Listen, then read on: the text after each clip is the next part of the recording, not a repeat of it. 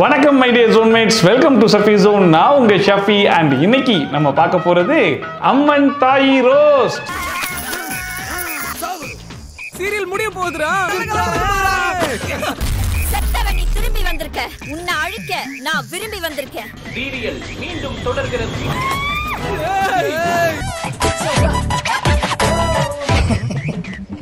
உடைஞ்சிருச்சுன்னு தூக்கி எறிஞ்ச அத நான் ஒட்ட வச்சிட்டேன். ஓ நோ, எரிய வேண்டாமே, ஒட்டலாமே.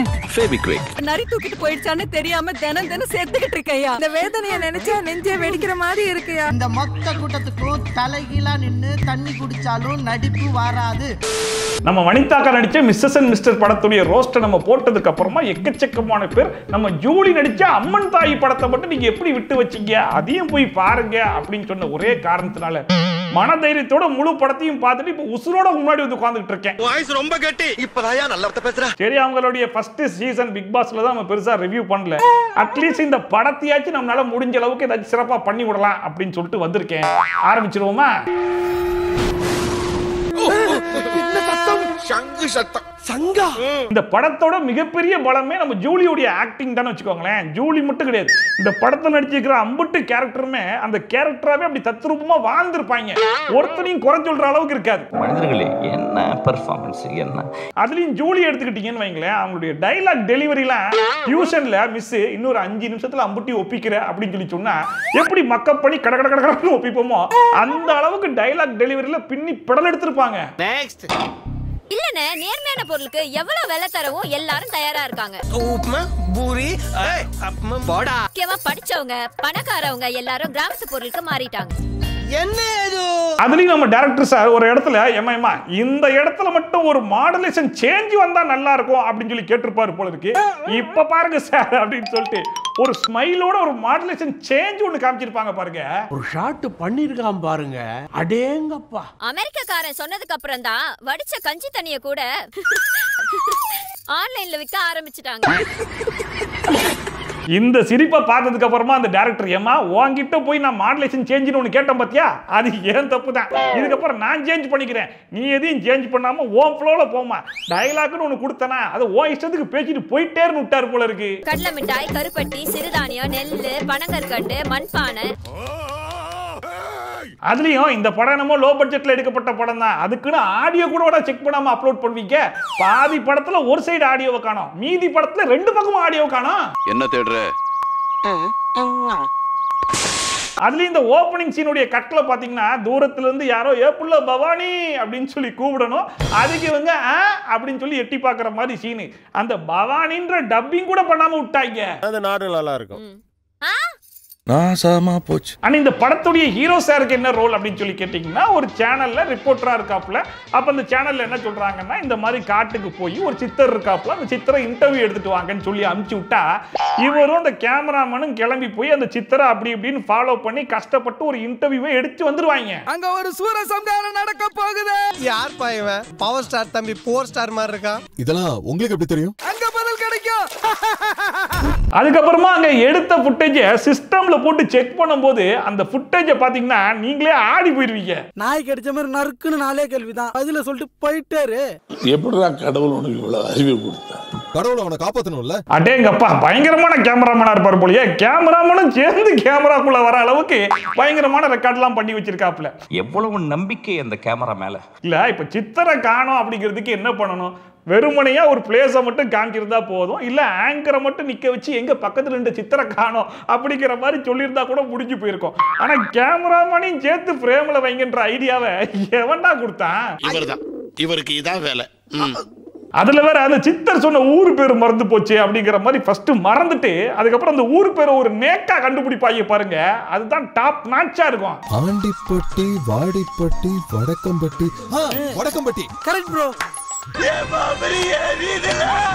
அப்புறமா கோவில்ல வச்சு ஒரு சின்ன பொண்ணு உடம்புக்குள்ள சாமி வந்து அவங்க என்ன கேட்பாங்கன்னா, இந்த இடத்துல எனக்கு ஒரு கோவில் வேணும் அப்படிங்கிற மாதிரி கேட்ட உடனே அந்த ஊருடைய நாட்டாம, அவர் யாருன்னா பவானியுடைய அப்பா, அவர் என்ன சொல்லுவாப்புல, இந்த ஊர் மக்களும் இந்த ஊருடைய நலனும் தான் எனக்கு ரொம்ப முக்கியம், அதுக்காக என் சொத்தை வித்து கூட ஒரு கோவிலை கட்டுவேன் அப்படிங்கிற மாதிரி சொன்ன உடனே நாட்டாமனா இவர் தான் என் நாட்டாம, ஊருக்காக எப்படி உழைக்கிறாரு பாடுறா அப்படிங்கிற மாதிரி அந்த நேரத்துல தோணுச்சு. இந்த மக்கள்லாம் நல்லா இருக்கணும், இந்த ஊரு நல்லா இருக்கணும், அதுக்கு என் சொத்தை வித்தாவது வருது உனக்கு நான் கோயில் கட்டுறேன். உங்கள மாதிரி மனுஷன்லாம் இருக்கனாலதான் கொஞ்சமாச்சும் மழை பெய்யுது. என்ன மனுஷன்? அதுக்கப்புறமா ஊருக்குள்ள கோவில் கட்ட போறாங்க அப்படிங்கிற விஷயத்தை கேள்விப்பட்டுட்டு ஒருத்தன் அங்கேருந்து கிளம்பி வந்து அதுல காசு அடிக்கலாம் அப்படிங்கிறதுக்காக 2 கோடியில கட்டலாம் 3 கோடியில கட்டலாம் அப்படிங்கிற மாதிரிலாம் பேசிட்டு இருப்பான். கடைசி வரைக்கும் இல்லப்பா அப்படிங்கிற மாதிரி சொல்லிட்டு இருந்தோன்னே இதை விட கம்மி பட்ஜெட்ல கட்டணும்னா உங்க ஊர் கொத்தனாரா வச்சு தாங்க கட்டணும் அப்படிங்கிற மாதிரி சொன்ன உடனே பவானி பொங்கிடுவாங்க. நான் கூட என்ன நினைச்சேன்னா, ஏண்டா எங்க ஊர் கொத்தனார்னா உனக்கு அவ்வளவு கேவலமா போச்சா, பாடுறா எங்க ஊர் கொத்தனாரை வச்சு சூப்பரா கட்டி காட்டுறா அப்படிங்கிற மாதிரி ஏதாச்சும் பேசுவாங்கன்னு பார்த்தா அவங்க என்ன தெரியுமா சொல்றாங்க, கொத்தனாரை வச்சுதான் சார் கட்டணும். சும்மா நிறுத்துங்க, வாய்க்கு வந்தபடி எல்லாம் பேசாதீங்க. நீங்க இந்த கோயில் கட்டுறத ஒரு ப்ராஜெக்டா பாக்குறீங்க, ஆனா எங்க அப்பா அத ஒரு புண்ணியமா பாக்குறாரு. அப்படிங்களா? ரொம்ப சந்தோஷம். புறப்படலாங்களா? இதுல பாயிண்ட் வரட்டும் அப்படின்னு சொல்லிட்டு நம்ம நாட்டாம கடைசி வரைக்கும் வெயிட் பண்ணிட்டு இருப்பாப்ல. இந்த கேப்ல ஜூலி அவங்க அப்பா டைலாக்கையும் சேர்த்து மனப்பாடம் பண்ணிட்டாங்க போல இருக்கு. இருக்குப்பா உங்க டைலாக்கி நானே மக்கப்படி ஒப்பிக்கிறேன்னு சொல்லிட்டு மொத்த டைலாக்கையும் ஒப்பிச்சிருவாங்க. எங்க அப்பா ஊர் மக்களோட நன்மைக்காக கட்டுறாரு, எங்களுக்கு எப்படி கட்டுறதுன்னு தெரியும். கிளம்புங்க. கொஞ்சம் பொறுமையா இருங்க. அதுல இருந்து அவர் ஏதோ சொல்ல வராரு, நீ சொல்ல விட மாட்டீங்க. நான் ஏதாச்சும் தப்பா சொல்லிட்டேனா? அதெல்லாம் ஒண்ணு இல்லம்மா, நான் என்ன சொல்ல நினைச்சேனோ அதைத்தான் நீ சொன்ன. ஒரு நல்ல பேச்சாளரை மிஸ் பண்ணிட்டோமா? ரைட், ஹீரோ ஹீரோயின் நாட்டாம அப்படின்னு சொல்லிட்டு எல்லா கேரக்டரும் இன்ட்ரோடியூஸ் பண்ணி வச்சு அடுத்தது யாரு, வில்லன் தானே. இங்க யாரு வில்லன் அப்படின்னு சொல்லி கேட்டா ஒரு மொத்த குடும்பமே வில்லனா இருக்குது. அதுலயும் ஒருத்தன் அகோரின்னு ஒருத்தன் உட்கார்ந்திருக்கேன். அவனுக்கு எப்படிப்பட்ட பவர் இருக்குன்னு சொல்லி பாத்தீங்கன்னா, அவன் ஆசைப்பட்டதெல்லாம் கண்ணு முன்னாடி வருமா, ஆனா அனுபவிக்க முடியாதான். ஆசைப்பட்டது கண் எதிரில் வருமே தவிர கைக்கு வராது. நீங்க 3 பேர் வேற மாதிரி நினைச்சேன், நீங்க 3 பேர் ஒரு மாதிரி தெரியுது. சரிப்பா, இப்ப கை கெட்டினது வாய்க்கும் எட்டணும்னா என்ன பண்ணணும் அப்படின்னு சொல்லி கேட்டா, சில பல நட்சத்திரங்கள்ல பிறந்த தலைச்சங்குழந்தைங்களை, அது 9 குழந்தைங்களை கொடுக்கணுமா. அப்படி கொடுத்தா பவர் ரேஞ்சர்ஸ்ல கிடைக்கிற மாதிரி இவருக்கு ஒரு பயங்கரமான பவர் கிடைக்குமா. அந்த பவரை யூஸ் பண்ணி கை கெட்டினதை வாய்க்கும் எட்ட வச்சிருவாரா. இதுக்காக மொத்த குடும்பமும் சேர்ந்து ஊர்ல இருக்கிற 9 குழந்தைங்களை திருட போறாங்களா. 9 நட்சத்திர குழந்தைகளும் ஒண்ணா ஒரே இடத்துல கிடைக்குமா? என் கனவு நனவாக நான் என்ன வேணாலும் செய்வேன். இரு, குழந்தை கடத்துற கேஸ் ஒண்ணு உள்ள தள்ளுறேன். இதுல திடீர்னு நாகினி பாம்பு என்ன பண்ணோம், ஒரு உருவமா மாறி பவானி முன்னாடி வந்து நின்றோம். உடனே பவானி கேட்பாங்க, என்னம்மா நீ யாரு அப்படின்னு சொல்லி கேட்டா, இல்ல என்ன எல்லாரும் துரத்தி விட்டாங்க, அதனால வழி தெரியாம இங்க வந்துட்டேன் அப்படிங்கிற மாதிரி சொன்ன உடனே ஒரு நாட்டாம பொண்ணு, நல்ல படிச்ச புள்ள, என்ன பண்ணணும், வாமா உன் ஊர் ஏது, உங்க அப்பா பேர் என்ன, உங்க அம்மா பேர் என்னன்னு சொல்லு, நானும் எங்க அப்பாவும் வரோம், என்ன ஏதுன்னு பேசி விட்டுட்டு வரோம்னு சொன்னா பரவாயில்ல. இவங்க என்ன தெரியுமா சொல்லுவாங்க, வழி தெரியாம தவிச்சிட்டு இருக்கேன், நான் உன்னை பாத்துக்கிறேன், என் கூட வந்துடுறியா? வந்தது வந்துட்ட, சரி வாமா எங்க வீட்லயே தங்கிக்கோன்னு அந்த பிள்ளைய கூட்டு வந்து வீட்டுல வச்சுக்கிட்டு கடைசியில் அவங்க அப்பா கிட்ட இந்த விஷயத்த சொல்லுவாங்க. நான் கூட நினைச்சேன், சரி நாட்டாம அந்த மனுஷனாச்சும் கொஞ்சம் புத்திமதி சொல்லி வயசு புள்ள வீட்டுலாம் வச்சிருக்க கூடாதுமா, கொண்டு போய் அவங்க வீட்லயே விட்டுட்டு வந்துடலான்னு சொல்லுவாருன்னு பார்த்தா அந்த நாட்டாம என்ன தெரியுமா சொல்றாரு, கோயில வச்சு பார்த்தேன், சரி யாராச்சும் வந்தா போய்க்கோன்னு கூட்டிட்டு வந்துட்டேன்பா. நல்ல காரியம் பண்ண, பாவம் இருந்துட்டு போட்டோம். சூப்பர். இது வரைக்கும் சுவாரஸ்யத்துக்கு எங்கேயுமே பஞ்சம் இருக்காது, இப்பதான் சுவாரஸ்யத்தை இன்னும் கூட்டுறேன் அப்படிங்கிற பேர்ல இந்த வில்லன் குடும்பம் ஒரு குடும்பம் சுத்திட்டு இருந்துச்சு தெரியுமா. அந்த குடும்பம் யாருன்னு நினைக்கிறீங்க, நம்ம நாட்டாமுடைய தம்பி குடும்பமா. டேய் நீ என் ரத்தன்டா, உன் நிழல பார்த்தாலே என் தம்பின்னு சொல்லிடுவேன். இந்த துரியம் பயப்புள்ள இன்னைக்கு நேத்து கிடையாது, சின்ன வயசுல இருந்தே முண்டா முண்டா அப்படின்னு சொல்லிட்டு பல பேரை போட்டு தள்ளுறதுக்கு சுத்திட்டு இருந்திருப்பான் போல இருக்கு. இந்த விஷயத்தை தெரிஞ்சுக்கிட்டு தான் ஊர்ல இருந்து துரத்தி விட்டுருக்காங்க அவனை. பில்லி சூனியம் பண்றவனுக்குள்ள வீட்டுல இடம் கிடையாது, வீட்டை விட்டு வெளியே போடா. எனக்கு யாரு வேணாம், நான் முண்டா கிட்ட போறேன். உடக்கா மாதிரி மூஞ்சி வச்சு கேள்வி கேக்குறான், இவனுக்கு எல்லாம் நான் பதில் சொல்லணுமா? போடா. அப்படிப்பட்ட ஒருத்தன் இப்ப திரும்பி வந்திருக்கானா, அவனை திருந்தியா வந்திருப்பான். அவனை அப்பவே அடிச்சு துரத்தி விடாம மொத்த குடும்பத்தையும் இன்ட்ரோடியூஸ் பண்ணிட்டு இருக்காப்ல அவர்கிட்ட. பவானி, இவன் உன் சித்தப்பா. நமஸ்காரம் பண்ண. வணக்கம். இதுல ஹைலைட்டான காமெடியே துரியா அவங்க அண்ணன் கிட்ட, ஏன்பா நீ தான் நல்லா வசதியா இருக்குல்ல, 2வது குழந்தை பெற்றிருக்கலாமே அப்படின்னு சொல்லி கேட்டதுக்கு, இல்லப்பா 2வது குழந்தைக்கெல்லாம் ட்ரை பண்ணேன், என் ஒய்ஃபும் பிரெக்னெண்டா தான் இருந்தா, டெலிவரிக்கு போகும்போது ஆக்சிடென்ட்ல இறந்துட்டாப்பா அப்படிங்கிறது எவ்வளவு உருக்கமான ஒரு சீன். இதை சொல்லி முடிச்சோடனே துரியன் கேட்பேன், அப்ப 2வது குழந்தை செத்துருச்சா அப்படின்னு சொல்லிட்டு. அதுக்கு அவங்க அண்ணன் நாட்டாம கொடுக்குற ரியாக்ஷனை மட்டும் கொஞ்சம் பாருங்களேன். ஓ 2வது குழந்தை இறந்துருச்சா? எப்படி துரியன் கதை சொல்லி நாட்டாம கேட்டு வந்தா என்ன ரியாக்ஷன் கொடுக்கணுமோ அந்த ரியாக்ஷனை கொடுத்துச்சுக்காப்ல. இதுல இந்த வில்லன் குடும்பத்தோட ஒரு குடுகுடுப்புக்காரனும் சேர்ந்து குழந்தையை திருட ஆரம்பிப்பாங்க. இவனுங்கெல்லாம் சேர்ந்து அந்த குழந்தையை திருடுற அழகு இருக்கு பாருங்க, அந்த அழகு, அந்த குடும்பத்தை நீங்களே பாருங்க. ஐயோ குடிசேரியே குடிசேரியே போலாம் போலாம், வா சீக்கிரம் போலாம். மூக்கு புடப்பா இருந்தா சில நேரத்துல இப்படி எல்லாம் யோசிக்க தோணும் கொஞ்சம். தீ பத்திக்கிட்டு எரியுதுன்ற ஒரு சவுண்டை கேட்டு மொத்த குடும்பமும் குழந்தைய போட்டு வெளியே ஓடிட்டாங்களா, இவங்க போய் அந்த குழந்தைய தூக்கிட்டு ஓடிட்டாங்களா. ஒத்துக்கிட மனசு இல்லனாலும் அதான் நேசம். இந்த படத்துக்கு ஆள் எடுக்கும் போது எல்லாருக்கும் சமம் தான்ப்பா, எல்லாருமே காமெடி ரோல் தான் பண்றோம், யாருக்கும் சீரியஸான ரோல்லாம் கிடையாது அப்படின்னு சொல்லி தான் ஆளை எடுத்திருப்பாங்க போல இருக்கு. அதுலயும் குறிப்பா இந்த ஹீரோவும் கேமராமேனும் பண்ற காமெடி இருக்கு பாருங்க, அதுக்கெல்லாம் அளவே இருக்காது. இப்ப சார் எடுத்த போட்டோவை எத்தனை அடி தூரத்துல இருந்து எடுக்க முடியும்? ஒரு 10 அடி இல்ல ஒரு 20 அடி. ஆனா சார் எவ்வளவு தூரத்துல இருந்து எடுத்தாருங்கிறத அவர் ஃப்ரெண்டே சொல்லுவாரு, கொஞ்சம் கேளுங்களேன். கண்ணு கட்டினதுல ஒரு ஆளு கூட காணுமா ப்ரோ? கண்ணு கட்டின தூரத்துக்கு ஆளே தெரியலையாமா. ஆனா இத்தனோண்டு லென்ஸை வச்சு 4-5 கிலோமீட்டர் தாண்டி போய் 2 பேரும் போஸ் கொடுக்க வச்சு போட்டோ எடுத்தது மட்டும் இல்லாம அந்த போட்டோல இருக்கிற பொண்ணு தான் இவர் ஆளுன்னு வர ஃபிக்ஸ் ஆயிட்டாராமா. கண்ணு கட்டினதுல ஒரு ஆளு கூட காணுமா ப்ரோ? நான் ஆளையே பார்த்துட்டேன் ப்ரோ. அதுக்கப்புறமா கடுக்கா பொடியின் பயன்கள் யாவை அப்படிங்கிற ஒரு 2 மார்க் கொஸ்டினுக்கு அடிஷனல் ஷீட்லாம் வாங்கி வாங்கி ஒருத்தன் ஆன்சர் எழுதி இருந்தா எப்படி இருக்குமோ அந்த மாதிரி குழந்தை இல்லைன்னு கேட்டு வந்த ஒரு பொண்ணுக்கு நம்ம பூசாரி சொல்ற அந்த பதிலை மட்டும் கொஞ்சம் கேளுங்களேன். என் கஷ்டத்தை சொன்னா கடுக்காய் கொடுக்குறீங்களே சாமி. பெற்ற தாய்க்கு ஒரு வகை மேலானதம்மா கடுக்காய். பேர் பட்ட கடுக்காயை நீ சாதாரண நினைக்காதம்மா. என்னையா ஆயிருக்கா? ஒரு பக்கம் சம்பந்தமே இல்லாம கடுக்கா பொடியை பத்தி இந்த பூசாரி ஒரு 1/2 மணி நேரத்துக்கு பேசிட்டு இருக்காருன்னா, இன்னொரு பக்கம் ஷூட் பண்றதுக்காக 2 பேர் வந்தாங்கல்ல, ஹீரோவும் ஹீரோவுடைய ஃப்ரெண்டும். அவனுங்களை பார்த்து நீங்க இன்ஜினியராப்பா அப்படின்னு சொல்லி கேட்டதுக்கு ஆமாங்க நாங்க இன்ஜினியர் அப்படிங்கிற மாதிரி பொய் சொன்னது மட்டும் இல்லாம அதை கவர் பண்றதுக்காக தஞ்சை பெரிய கோயிலை பத்தி பேச ஆரம்பிச்சிருவாங்க. தஞ்சை பெரிய கோயில் தான் என்னோட ஃபேவரட். இப்படி தமிழாலே கட்டப்பட்ட ஒரே கோயில் தஞ்சை பெரிய கோயில். சரி, ஒரு பக்கம் இந்த தஞ்சை பெரிய கோயிலை பத்தி கொஞ்சம் டீடைல்டா இன்ஃபர்மேஷன்லாம் கொடுத்துருக்காங்களே அப்படின்னு சொல்லி பார்த்தா கடைசியில் அதையும் வச்சு காமெடி தான் பண்ணுவாங்க. இது எப்படி ப்ரோ உனக்கு தெரியும்? எல்லாம் வாட்ஸ்அப்ல படிச்சதுதான். அதுக்கப்புறமா இவனுக்கு 2 பேரும் வீட்டு வாசல்ல உட்காந்துக்கிட்டு நம்ம இன்ஜினியர் இல்லையடா, நம்ம வந்து ரிப்போர்ட்டர் தானே, இந்த விஷயம் தெரிஞ்சா என்னடா பண்ணுறது அப்படிங்கிற மாதிரி எல்லாம் சத்தமா பேசிக்கிட்டு இருப்பாங்க. அதை பவானி புள்ள வாசல்ல இருந்து ஒட்டி கேட்டுட்டு ஏண்டா அப்ப நீங்க இன்ஜினியர் இல்லையா ரிப்போர்ட்டரா அப்படின்னு சொல்லிட்டு கோச்சிட்டு போயிடும். இந்த விஷயம் மட்டும் எங்க அப்பாவுக்கு தெரிஞ்சிச்சு உங்க 2 பேருக்கும் சமாதி கட்டிடுவாரு. எவ்வளவு கோவம். இவங்க 2 பேரும் போய் சொல்லியிருக்காங்கன்ற விஷயம் பவானிக்கு தெரிஞ்சு போச்சு. அவங்க அப்பா நாட்டாம வேற, நாட்டாம கிட்ட சொன்னா என்ன ஆகுமோ ஏதாகுமோ, வாடா ஊரை விட்டு ஓடி போயிடலான்ற அளவுக்கு பதறுவாங்க அப்படின்ற மாதிரி எதிர்பார்த்தா அவனுங்க பவானி கிட்டே போயிட்டு பாட்டு பாடிட்டு இருக்காங்க. மறைச்சு பாக்குற பொண்ணு அது தொலைஞ்சு பொண்ணு நானு. டேய் இதெல்லாம் ஒரு பாட்டாடா? போய் புதைச்சு பால் ஊத்து. அதுலயும் அந்த பாட்டை நீங்க கேட்கணுமே அப்பா, அருமையா இருக்கும். சுட சுட காதல் கொஞ்சம் தினம் தினம் கேட்டு கொஞ்சம். ஒரு பக்கம் இந்த பாட்டை போட்டு நம்மளை கொண்டுகிட்டு கிடப்பாங்க, இன்னொரு பக்கம் கொல்றதுக்காக இந்த வில்லன் குரூப் எல்லாம் சேர்ந்து குழந்தைங்களை திருடிட்டு இருப்பாங்க. இன்னொரு பக்கம் ஹீரோ நான் ஹீரோயினுடைய மனசை திருடுறேன் பாரு அப்படின்னு சொல்லிட்டு எதுக்காக இந்த ஊருக்கு வந்தோங்கிறதே மறந்து என்னென்னமோ வேஷம் போட்டுட்டு இருப்பான். கடைசில போன வேஷம் வரைக்கும் போட்டுருவான் அவன்.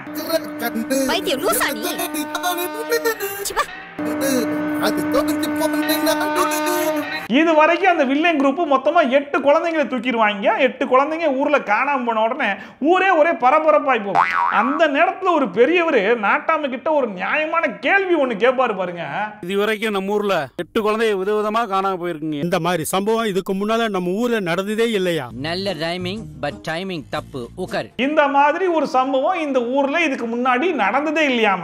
ஏண்டா ஃபர்ஸ்ட் குழந்தை காணாம போகும்போது கேட்க வேண்டிய கேள்விய 8 குழந்தை காணாம போனதுக்கு அப்புறம் இந்த மாதிரி சம்பவம் நம்ம ஊர்ல நடந்தது சொல்லி கேட்டா ஒரு நியாயம் வேணாமடா. இந்த மாதிரி சம்பவம் இதுக்கு முன்னால நம்ம ஊர்ல நடந்ததே இல்லையா? இந்த வந்துட்டாயா இந்த டயலாக சொல்றதுக்குன்னே எல்லா ஒரு பஞ்சாயத்துக்கு கிளம்பி வந்துறாயா ஒருத்தன். இது எல்லாத்தையும் விட குழந்தையை தொலைச்ச தாய்மார்கள் குழந்தையை தொலைச்ச வேதனையில அப்படி கதறி கதறி அழுது அவங்களுடைய பெர்ஃபார்மன்ஸை காமிச்சிருப்பாங்க பாருங்க.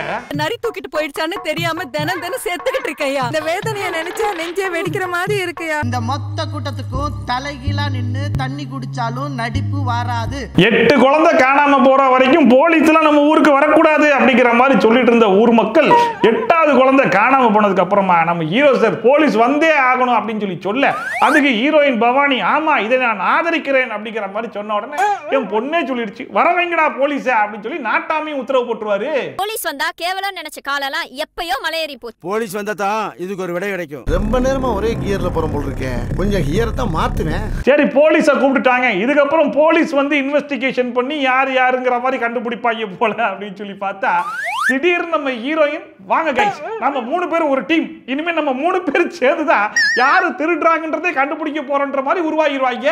இதுக்கு மேலே நம்ம ஊர்ல எந்த குழந்தையும் காணாம போக விடக்கூடாது அன்பு, கண்டிப்பா நம்ம ஏதாச்சும் பண்ணியே ஆகணும். அடே ஆல்ரெடி ரொம்ப லோ பட்ஜெட், ஒரு பக்கம் ஆடியோ கேட்க மாட்டேது, நீங்க போட்ட பாட்டை எங்களால கேட்க முடியல, இப்படி போயிட்டு இருக்கும்போது மறுபடியும் 4 போலீஸ் ஸ்டேஷன் வாடகைக்கு எடுத்து கூட்டு வந்து எவ்வளவு செலவுடா, இதுக்கு நீங்களே ஒரு 4 சிசிடிவி கேமராவை செக் பண்ணி கண்டுபிடிச்சிட்டு போக வேண்டியதானே அப்படின்னு சொல்லி கேட்டா அடுத்த பிளானே அதான்றாங்க. அப்ப அதான்டா அடுத்த சீன். ஒவ்வொரு ஸ்ட்ரீட்லயும் ஒரு கேமரா ஃபிக்ஸ் பண்றோம், கம்ப்ளீட்டா அந்த ஏரியாவே கவர் பண்றோம். ஊர்ல முக்கியமான ஒரு 4 தெரு, அந்த முக்கியமான தெருவை நான் சொல்றேன் அப்படின்னு சொல்லிட்டு பவானி தான் சொல்லியிருப்பாங்க. அந்த தெருவுல எல்லாம் போயிட்டு சிசிடிவி கேமராவெல்லாம் செட் பண்ணி யாரு திருடுறான்றதையும் கண்டுபிடிச்சிருவாங்க. இது நரி செய்யற வேலை இல்லடா, எவனோ குள்ள நரி செய்யற வேலை. அந்த 4வது கேமராவை பாரு. சரி கிரேட் பிரேக் த்ரூ, கங்க்ராட்ஸ். கண்டுபிடிச்சது மட்டும் இல்லாம இவங்க நேரா ஸ்பாட்டுக்கும் போயிடுவாங்க. ஸ்பாட்டுக்கும் போய் பின்னாடியே துரத்திட்டும் போவாங்க. இவனுங்க யாரு பின்னாடி துரத்திட்டு வராங்களோ அந்த வழியில தான் இவங்க திருப்பி ஓடி வருவானுங்க. ஆனா துரத்திட்டு வந்து 2 பேர் காணாம போயிடுவாங்க.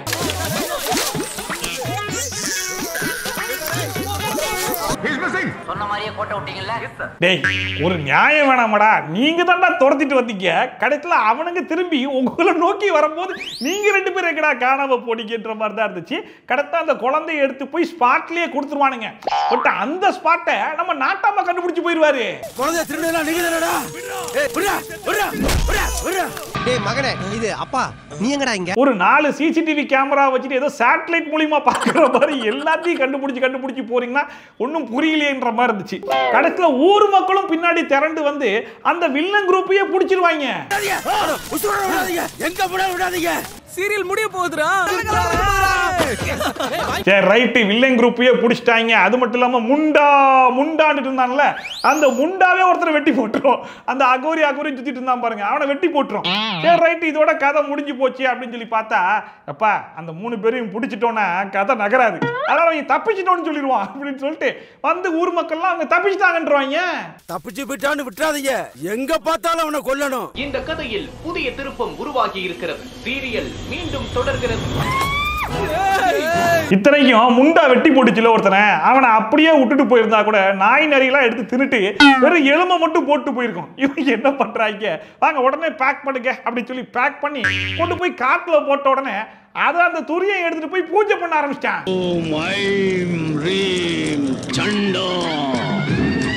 இன்னொரு பக்கம் ஹீரோவும் ஹீரோ ஃப்ரெண்டும் ரிப்போர்ட்டர்ன்ற மாதிரி ஊருக்குள்ள வந்திருந்தாலும் இன்ஜினியர் தானே போய் சொல்லியிருக்காங்க, அதுக்கான வேலையை ஏதாச்சும் ஒன்று பார்க்கணும்ல.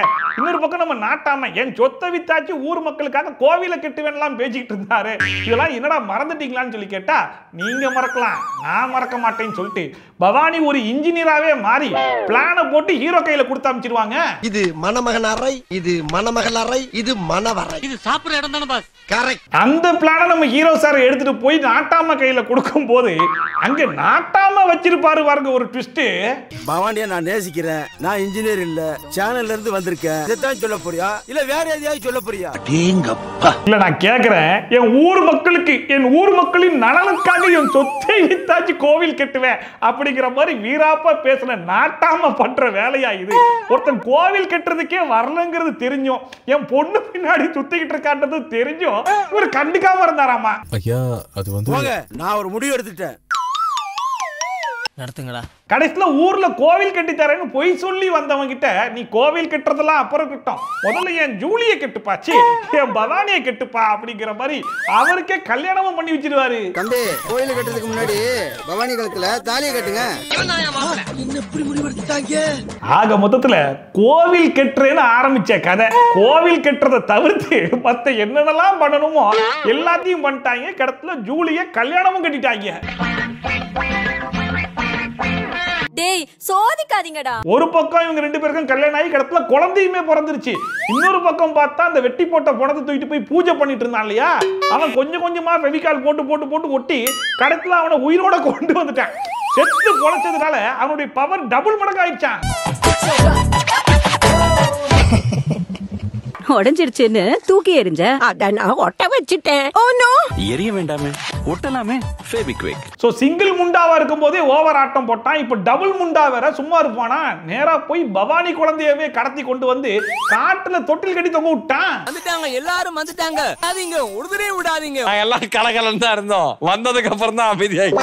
குழந்தையை காணமேன்னு தேடிட்டு வந்த நம்ம நாட்டாமையை பிடிச்சி மந்திர ஊசி போடுறேன்னு சொல்லிட்டு ஸ்வைங் ஸ்வைங் சொல்லிட்டு எதையோ அனுப்பி ஊசி எல்லாம் போட்டு வேறக்குள்ள பிடிச்சி கட்டி போட்டான். இது ரொம்ப கொடுமை, கொடுமையோ கொடுமைப்பா, கொடுமை. இன்னொரு பக்கம் நம்ம பவானியை அடிச்சே கொண்டுட்டானுங்க. பவானியுடைய புருஷனை பித்தம் பிடிச்சி காட்டுல சுத்த விட்டாங்க.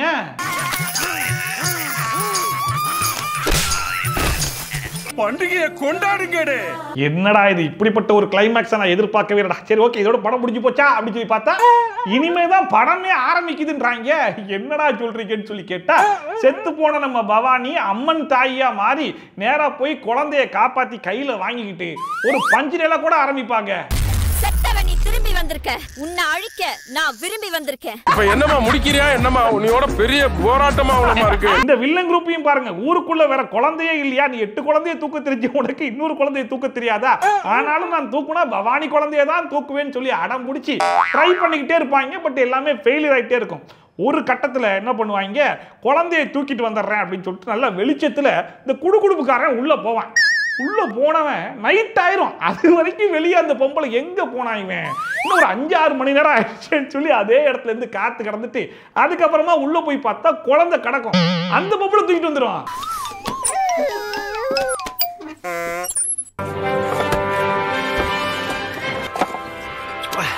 ஐயோ, நினைச்ச மாதிரியே கடைசியில பவானி குழந்தையே தூக்கிட்டாங்க. பூஜையும் முடிச்சுட்டாங்க. அவனுக்கு அந்த பவர் கிடைச்சிச்சுன்னா இதுக்கப்புறம் ஒண்ணுமே பண்ண முடியாதுன்னு சொல்லி பார்த்தா முண்டா பவர் தரமாட்டாரு. ஏன் முண்டா, ஏயா பவர் தரமாட்டற அப்படின்னு சொல்லி கேட்டா, ஏண்டா நீ புதைச்சது குழந்தையே கிடையாது, என்னது குழந்தையே கிடையாதா, அப்ப அந்த குழந்தை யாருன்னு சொல்லி செக் பண்ணி பார்த்தா அங்க ஒரு ட்விஸ்ட்.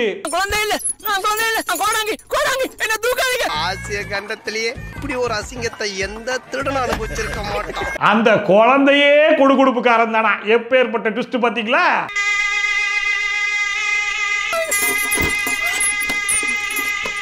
அதுக்கப்புறமா ஹாலிவுட் ரேஞ்சுக்கு விஎஃப்எக்ஸ் பண்ணி ரெண்டு பேரும் பயங்கரமான சண்டெல்லாம் போட்டுட்டு இருப்பாங்க. அதெல்லாம் பார்க்கும்போது மிரண்டு போயிட்டேன். யூடியூப்ல green screen effect Ambati download பண்ணிருப்பாங்க போல இருக்கு. கடைசியில பார்த்தா நம்ம பவானியுடைய ஹஸ்பண்ட் வீட்டுக்கு வந்துருவான். பரவாயில்ல, இவன் குணமாயிட்டான் போலயே அப்படின்னு சொல்லி பார்த்தா அங்கேயும் ஒரு ட்விஸ்டா. இந்த குழந்தை அறியாம நான் விட மாட்டேன். இதெல்லாம் நகைச்சுவைன்னு போட்டு ஏங்க என் கழுத்தா இருக்கிறீங்க? எப்படி புருஷன் ரூபத்துல வில்லா வந்தானாமா, எப்ப ஏற்பட்ட ட்விஸ்ட் பாத்தீங்களா? அண்ட் அது மட்டும் இல்லாம மொத்தமா ஒரு 30 எஃபெக்ட் கிட்ட டவுன்லோட் பண்ணியாச்சு. 15 தான் வெளியே யூஸ் பண்ணிருக்கோம், மீதி 15 சும்மா தானே இருக்கு. வாங்க உள்ள வச்சு ஒரு சண்டையை போடுவோம் அப்படின்னு சொல்லிட்டு மீதி இருக்கிற எஃபெக்ட் எல்லாம் யூஸ் பண்ணி உள்ள ஒரு சண்டை போட்டுட்டு இருந்தா அவங்க அப்பங்கார நடுவுல வந்து நான் காப்பாத்துறேன்னு சொல்லி உள்ள விழுந்துருவான். நானே வந்து மாட்டிக்கிட்டனே. எல்லாம் நல்லா போயிட்டு இருக்கிற டைம்ல திடீர்னு அம்மனுக்கு வந்து ஒரு 3 நாள் ரெஸ்ட் எடுக்கணும் அப்படிங்கிற மாதிரி முடிவு பண்ணி என்ன பண்ணுவாங்கன்னா, நம்ம நாயகிட்ட நீ இந்த 3 நாளைக்கு என் குழந்தைய பாத்துக்கோ அப்படிங்கிற மாதிரி கொடுத்துட்டு போயிடுவாங்க. இந்த விஷயத்தை துரிய ஒட்டு கேட்டு அவன் ஒரு பிளான போட்டுருவான். இந்த காப்பு தான் உனக்கு பாதுகாப்பு. ஒரு பக்கம் வில்லன் குரூப் வந்து மகுடி ஊதி அந்த நாகினி பாம்பை திசை திருப்பிட்டு இன்னொரு பக்கம் இவங்க குடுகுடுன்னு ஓடி போய் குழந்தைய தூக்கிட்டு ஓடி வந்துருவாங்கன்னு சொல்லி பார்த்தா நம்ம அம்மனுடைய ட்ரெஸ் தூக்கிட்டு ஓடிடுவாங்க. என்னதான்டா பிளான்? அந்த ட்ரெஸ் தூக்கிட்டு வந்தீங்க அப்படின்னு சொல்லி கேட்டா, அந்த ட்ரெஸ் வச்சு நாங்க பில்லி சூனியம்லாம் அனுப்ப போறோம் அப்படிங்கிற பேர்ல நீங்க மந்திரம்னு ஒண்ணு சொல்லுவாங்க பாருங்க. நீ என்ன வேணா சொல்லிக்கோ, கடைசியில முண்டா ஈஸ்வரி அப்படிங்கிற மாதிரி முடிச்சுக்கோ அப்படிங்கிற மாதிரி சொல்லியிருப்பாங்க போல. ப்ராப்பர் மந்திரம் கிடையாது, இது சாத்தானுக்கான மந்திரம் தானே. அதனால வாய்க்கு வந்ததெல்லாம் அடிச்சு விட்டுருப்பாங்க.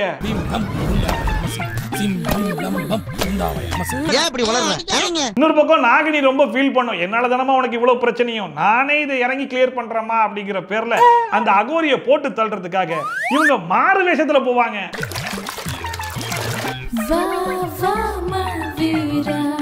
பாம்பு பாம்பு பாம்பு பாம்பு. சரி, நாகினியுடைய பிளான் தான் ஒரு மாதிரி இருக்குது. பட் இருந்தாலும் அந்த பிளான் மூலமா அந்த அகோரியை போட்டு தள்ளிட்டு தான் வருவாங்க அப்படின்னு சொல்லி பார்த்தா கடைசியில் இந்த நாகினி கேரக்டரை எதுக்கு கொண்டு வந்தீங்க அப்படிங்கிற மாதிரி அந்த அகோரி ஒரே வெட்டில போட்டு தள்ளிடுவான். கடைசியில் அந்த அகோரி பவரை ஏத்தி ஏத்தி ஏத்தி ஏத்தி கடைசியில் அம்மனை விட பயங்கரமான பவர் அவனுக்கு வந்துடும். அதனால என்ன பண்ணுவான், நேரா அம்மன் கிட்டே போய் குழந்தைய புடிங்கிட்டு வந்துருவான். இன்னைக்கு ராத்திரி முண்டாவுக்கு இந்த குழந்தைய கொடுக்க போறேன்டி. அதுக்கப்புறம் என்ன, வழக்கம் போல தான் மிச்சம் மீதி இருக்கக்கூடிய விஎஃப்எக்ஸ் எல்லாம் யூஸ், சரி அந்த கிரீன் ஸ்கிரீன் எஃபெக்ட் எல்லாம் யூஸ் பண்ணணுமா இல்லையா, அது எல்லாத்தையும் யூஸ் பண்ணி ஒரு ஃபைட் சீன்லாம் வச்சு கடைசியில் நம்ம அம்மன் அந்த அகோரியை மட்டும் கிடையாது மொத்த வில்லன் குரூப்பையும் போட்டு தள்ளி படத்தை முடிக்கும் போது டைரக்டர் ப்ரொடியூசர் போய் சந்திரஹாசன் முடிச்சாங்க. எடுத்தேம்பார் ஓட்டம்.